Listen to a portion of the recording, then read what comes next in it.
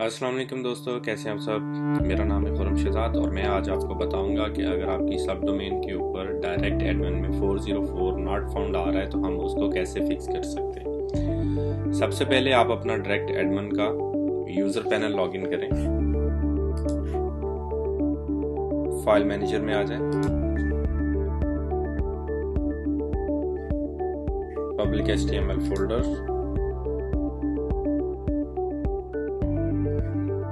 यहाँ पे आपके पास सब डोमेन के फोल्डर आ रहे हैं, इनको आप सिलेक्ट करें,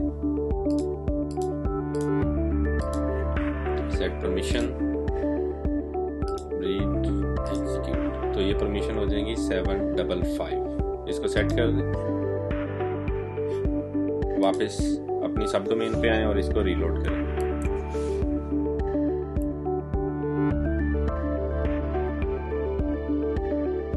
आपका इशू रिजॉल्व हो गया।